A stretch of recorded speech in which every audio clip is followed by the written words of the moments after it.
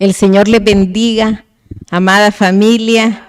Estoy llena de gozo que hasta me puedo quebrantar de ver a Sonita, mi cuñada, viuda también, a ver a Steven y me falta Kevin. Son mi familia, la sangre pues de mi padre y estoy tan feliz porque son también familia de Dios.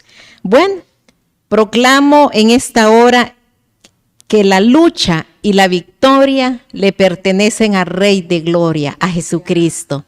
Ese Rey misericordioso y piadoso que nos ha dado vida hasta este día y nos ha permitido vivir y existir y estar en este momento y en este lugar. Voy a hacer una oración para entrar en el estudio de la palabra, porque así lo determinó Dios en la Biblia por miles de años.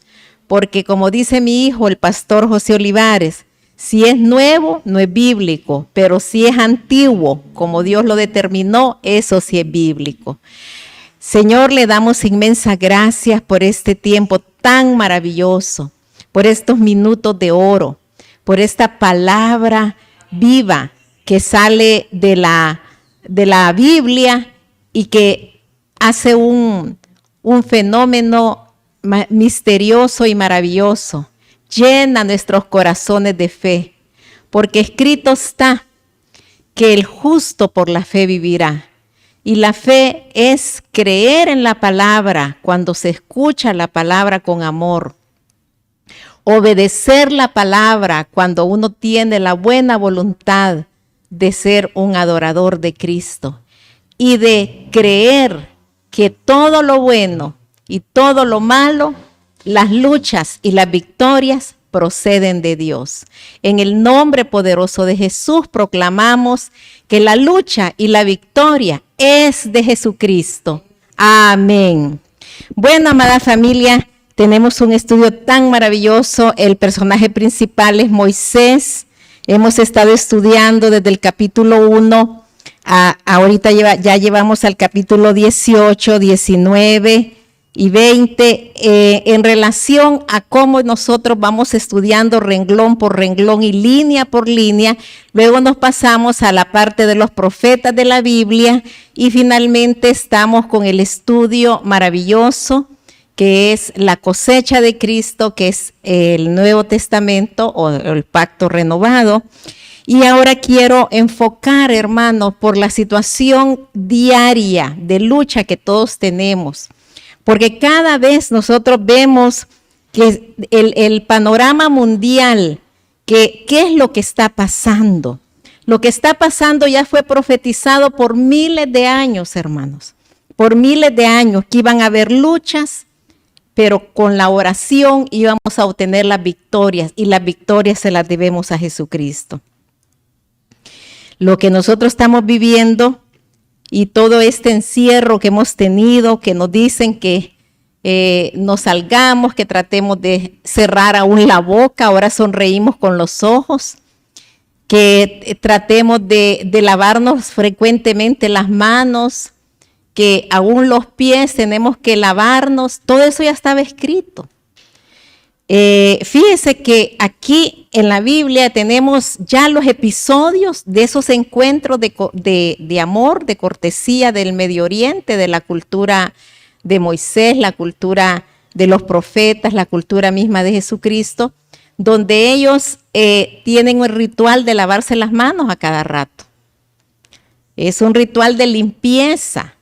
Asimismo, cuando llegaban a una casa, cuando asomaban a un campamento, lo primero que hacían era lavarle los pies, porque el polvo podía traer mal, bacterias. Asimismo, vemos nosotros cómo el comer en familia es también una pureza. ¿Por qué? Porque nosotros santificamos al Dios que nos dio los alimentos. Y nosotros aquí tenemos un episodio maravilloso acerca de la visita del suegro de Moisés, Jetro o Yitro o Reuel, y este varón de Dios, porque aunque venía de una nación pagana y era sacerdote, pero era un hombre piadoso, converso, y era un hombre adorador del Dios de Moisés, del Dios de Israel. Y vemos cómo lo recibe y de las cosas bien interesantes que comentan desde el inicio, de entradita, aparte que Moisés se le postra, aparte que lo recibe con este lavamiento, que era costumbre de la época, porque todos tenían que hacer ese ritual. Aparte de todo eso, le dice de que él ha oído los portentos y prodigios que ha hecho el Dios de Israel con el pueblo de Israel. Con ningún otro pueblo Dios ha dicho, tú eres mi especial tesoro, tú eres mi pueblo santo, tú eres mi pueblo escogido. Yo te he levantado y te proclamo como mi primogénito, como la niña de mis ojos. Yo hago un pacto contigo, Israel. Deuteronomio 7, no porque tú seas el pueblo más poderoso y más fuerte, al contrario, porque tú eres lo más débil y lo más pequeñito, por eso yo hago un pacto contigo. Y te voy a llevar, le dicen Deuteronomio 8, estoy ya hablando en el resumen de los 4 libros, a una tierra que fluye leche y miel. Te introduciré a esa tierra, la tierra que las piedras se vuelven cobre, se vuelven materiales preciosos, donde en los desiertos van a haber manantiales de agua, donde ahí va a estar la higuera, la granada, el trigo, la cebada, la vid y el aceite de oliva, los 7 frutos de la tierra santa. Y Dios le da a Moisés y a todo el pueblo una gran alegría, un gran ánimo. Por eso es que cuando uno quiere llegarle al corazón de las personas, hasta para decir un no, hay que decirlo con gracia. Cuanto más un sí se dice también con gracia, ambas cosas. Dios habla en su palabra, le habla al oído de su pueblo con una gracia, pero con una dulzura y con un amor exuberante. Entonces, hermanos, ¿qué había sucedido? El pueblo iba por un desierto. Y por ese desierto, hermanos, es un lugar seco, lleno de calor, lleno de serpientes y escorpiones, que falta el líquido principal para la vida, el agua. Pero Dios iba resolviendo cada situación. Dios era el que resolvía cada situación.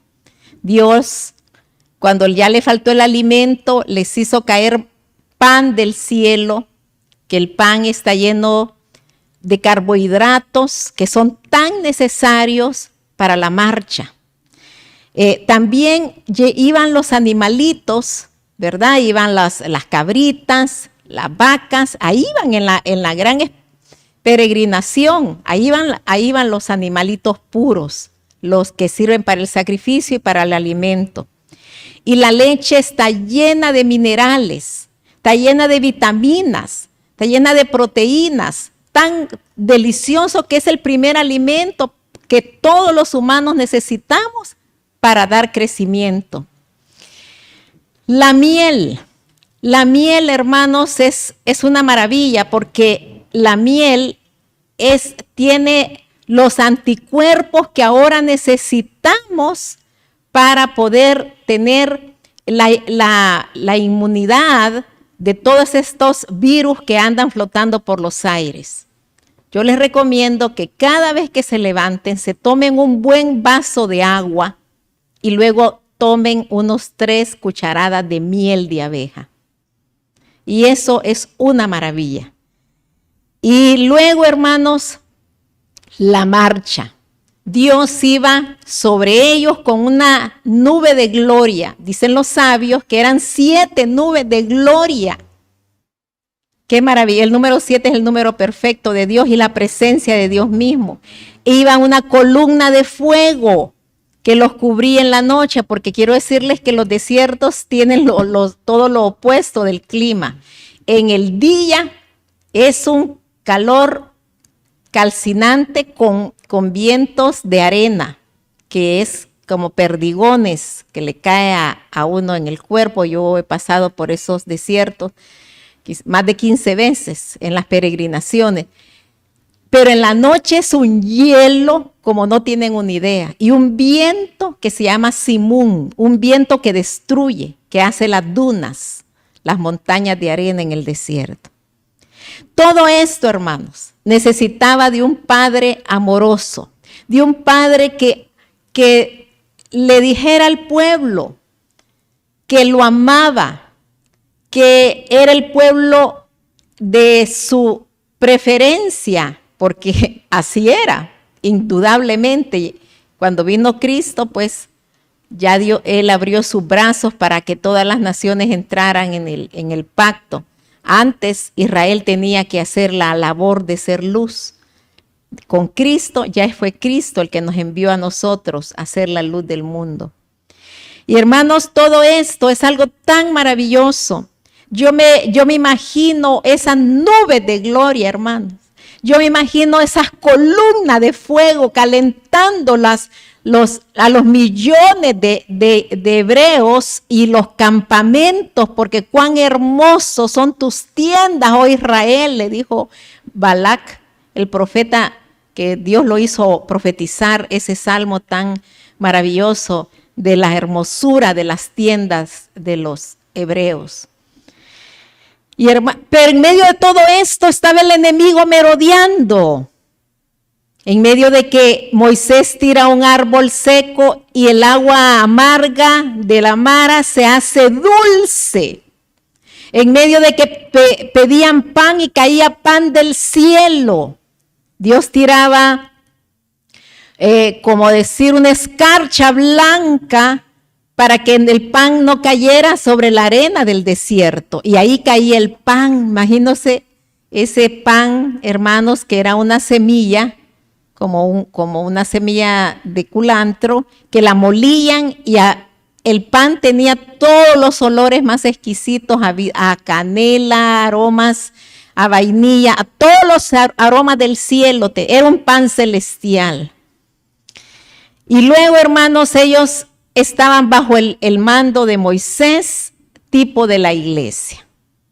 Pero en el capítulo 17, después de que Dios les da el agua de la roca, que las escuelas judías dicen que eran 12 ríos para poderle dar de comer a 3 millones, no era un rillito. Eran uno para cada tribu para que no se pelearan. Ahí hay un evento, hermanos, bien triste. Es la guerra, por eso es que comencé lucha y victoria.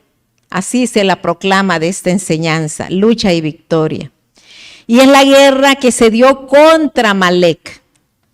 Siempre el enemigo va a querer quitarte el gozo.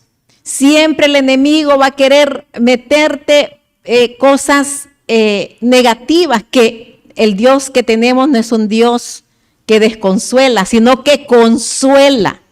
El Dios que tenemos no es un Dios que destruye, sino que edifica. El Dios que tenemos no es un Dios de la desesperanza, sino que es el Dios de la esperanza.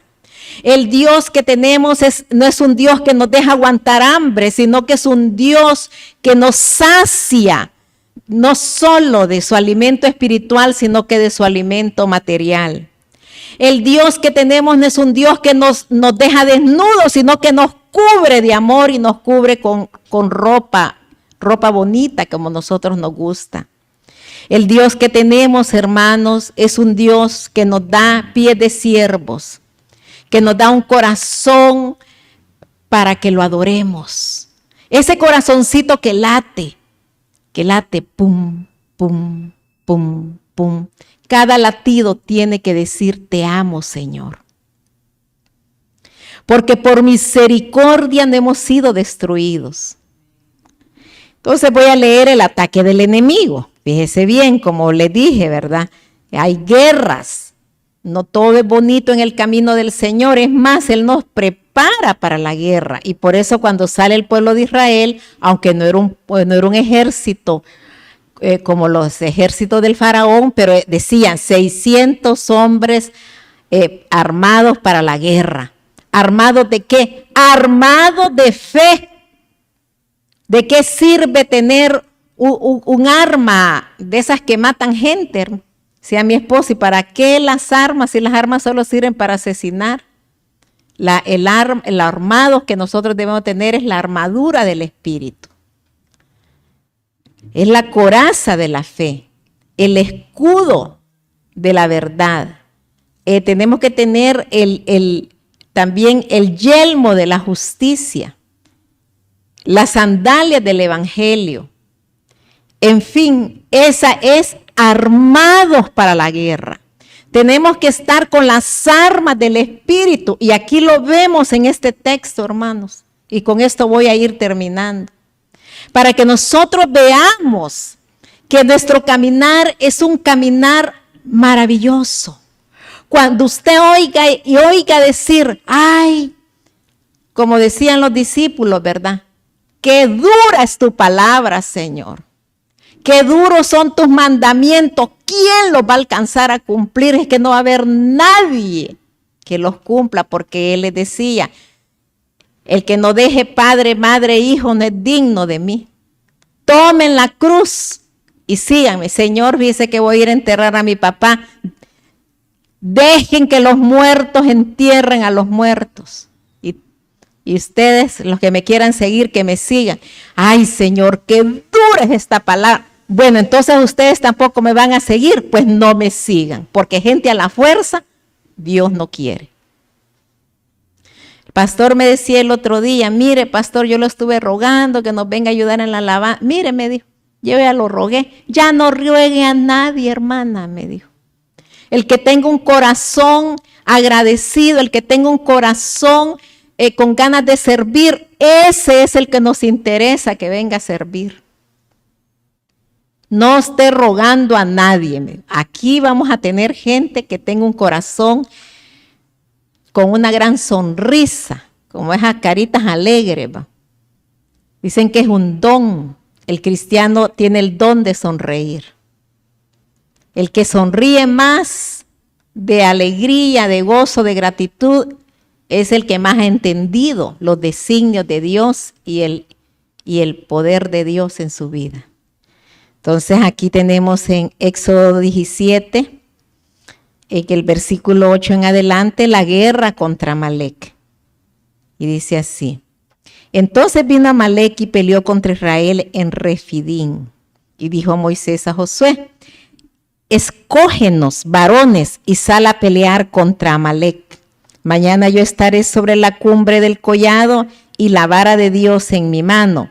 E hizo Josué como le dijo Moisés, peleando contra Amalec, y Moisés y Aarón y Hur subieron a la cumbre del collado. Y sucedía que cuando alzaba Moisés su mano, Israel prevalecía, mas cuando él bajaba su mano, prevalecía Amalec. Hermanos, veamos este panorama. Fíjense bien, ¿qué hizo Amalec? ¿Qué hizo Amalec para comenzar la guerra? Para destruir. Fíjense que ustedes saben que en una peregrinación los más valientes van adelante, ¿va? Y los más débiles van atrás. Entonces, en esa gran peregrinación de las 12 tribus, los ancianos, las embarazadas, los viejitos, los que estaban con alguna dificultad para caminar, iban en la cola. Me acuerdo cuando subíamos el monte Sinaí, me decía mi esposo: mira, Rosarito, yo me voy a llevar a los jóvenes y a los más fuertes. Vos quédate con los más débiles, con las mujeres que quieren subir el monte Sinaí, pero que sabemos que van a ir con una gran dificultad. Y mire que en esa subida, sí, le decía yo así lo voy a hacer. Y él se iba a la 1 de la madrugada, iba subiendo él al monte con lámparas. Iban todos para arriba, 2.240 metros de altura.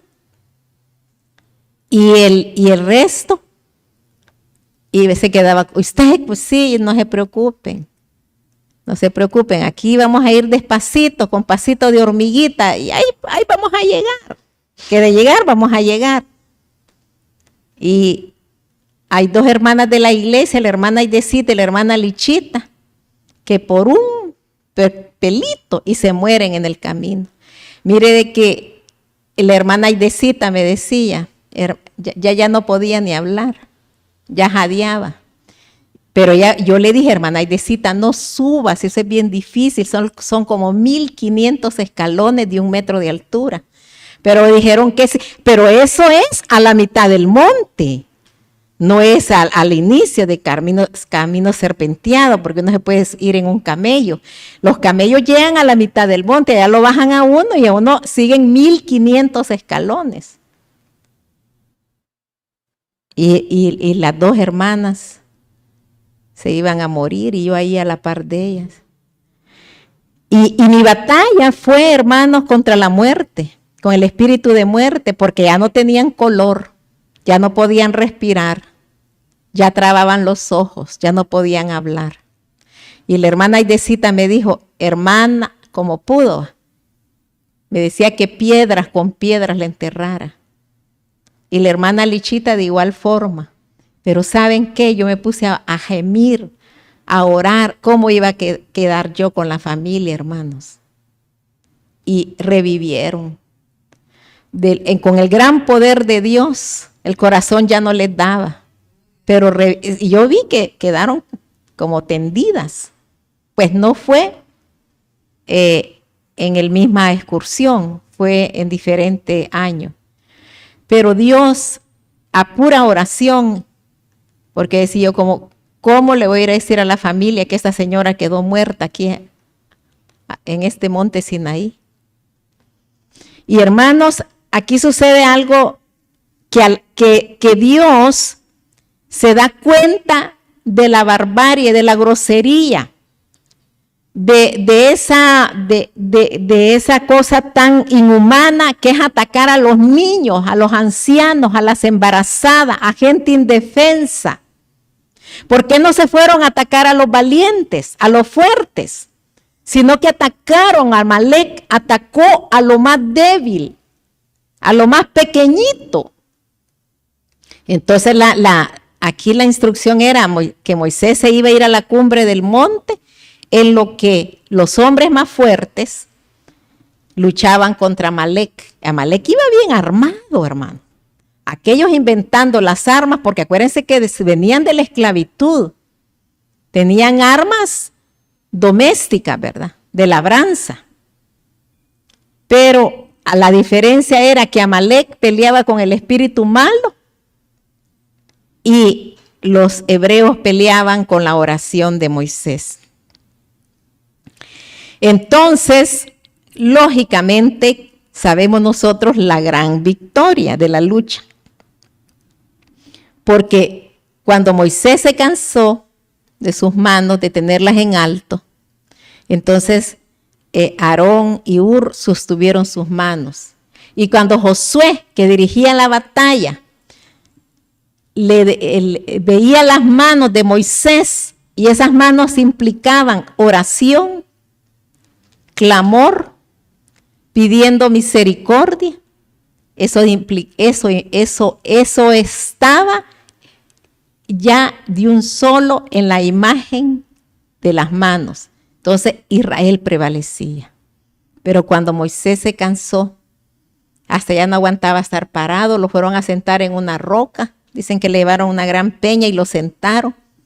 Y le sostuvo Hur una mano y le sostuvo Aarón la otra mano.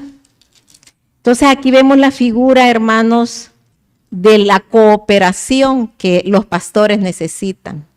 El pastor tiene que ser un hombre de oración, un hombre piadoso, un hombre lleno de misericordia, lleno de autoridad, lleno de firmeza, de templanza, pero él solo no puede hacer la obra. Él necesita un Hur y un Aarón que los estén en las manos para que él siga luchando contra Amalek. Contra Amalek. Por eso es bien necesario que nosotros consideremos a los pastores y que los imitemos en las obras de fe que ellos hacen. Entonces, como ganaron la batalla, ¿verdad? Y Josué deshizo a Amalek y a su pueblo a filo de espada. Y Jehová dijo a Moisés, escribe esto para memoria en un libro. Y di a Josué que raeré del todo la memoria de Amalek debajo del cielo. Fíjese que la primera vez que aparece Dios diciéndole a Moisés que escriba eso en un libro es ahorita. Ahorita aparece el libro. Y aparece Moisés recibiendo la orden que escriba toda esta batalla en un libro. Y Moisés edificó un altar y llamó su nombre Jehová Nisi y dijo, por cuanto la mano de Amalek se levantó contra el trono de Jehová, Jehová tendrá guerra contra Amalek de generación en generación. Jehová Nisi. Jehová es mi estandarte. ¿Saben por qué? Porque Amalek levantaba los estandartes de muerte, de odio, de venganza, de resentimiento, de impiedad, de traición, de envidia, de maldad. Esos eran los estandartes y son los estandartes de Amalek. Toda persona divisionista, toda persona insujeta, toda persona desobediente, toda persona que por todo se enoja, que siempre alterca, que mantiene un espíritu de rebeldía, tiene el espíritu de Amalek. Y el estandarte que levanta no es el estandarte de Jehová Nisi. Jehová es mi estandarte, es el estandarte del diablo. Y hermanos, con esto quiero terminar. Vean ustedes cómo Dios hizo los portentos y los prodigios. Los hacía visiblemente. Amanecían con las nubes de gloria. Anochecían con las columnas de fuego. Veían que el cielo caía pan. Era visible. Que la roca, había una roca que los seguía, que ellos vamos a caminar porque fueron 42 campamentos, vamos a caminar, váyase. Y cuando amanecían, ahí estaba la roca que tiraba 12 ríos. Y el calzado no se les arruinó, el vestido tampoco se les arruinó. Era una maravilla. Ahora yo les voy a decir algo, y eso tenemos ahora nosotros. Amanecemos y vamos a recoger el pan. O tenemos una roca que nos da río de agua. No. ¿Saben por qué? Porque hace 2000 años vino Cristo. Él es la roca. Fíjense bien. Y roca es algo duro. Algo fuerte, no aguado, no arena, no jarasca. Usted tiene que ser firme en la palabra, no aguado. No que hoy soy y mañana no soy, como arena movediza. No, la hojarasca tampoco. Fíjese bien, Él es la roca, Él es el agua viva, la palabra. Aquí no tenían palabra, hasta ahorita aparece un libro por ahí. Escribí esto, Moisés. Él es la nube de gloria, su Shekinah. Él es la columna de fuego, su espíritu. Y hermanos, Él es todo. Yo le decía a una pareja que vino. Segunda de Corintios 5:7 dice que debemos de caminar en el Espíritu. Y le pregunto yo, ¿y para usted qué es caminar en el Espíritu? Le dio.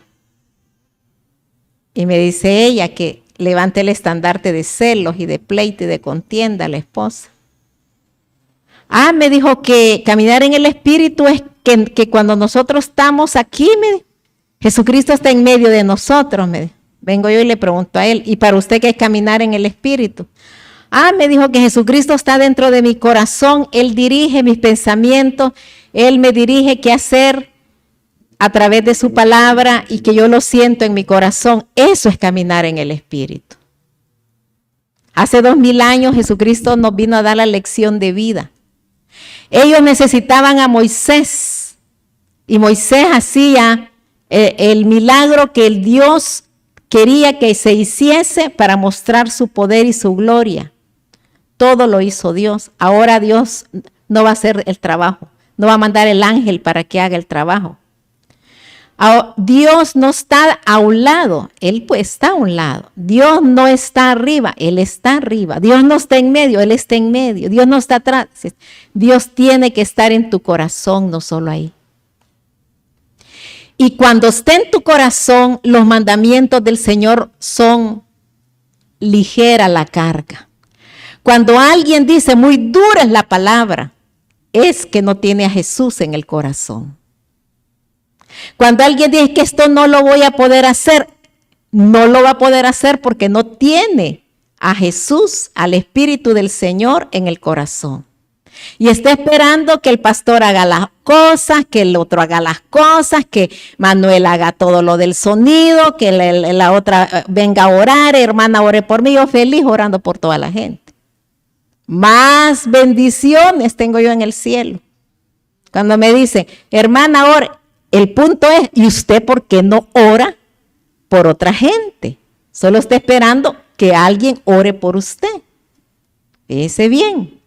Entonces vamos comprendiendo, hermanos, que el que tiene el Espíritu es el que camina en el Espíritu y que ahora nosotros vamos a trabajar como emisarios de Cristo, vamos a ser los intercesores, vamos a ser los que vamos a enseñar la palabra, vamos a ser los que vamos a trabajar en el reino, vamos a ser los que vamos a cooperar en nuestra comunidad, en nuestro lugar donde Dios nos ha plantado, y ahí va a ser el lugar de nuestro encuentro y ahí va a ser el lugar donde vamos a hermosear.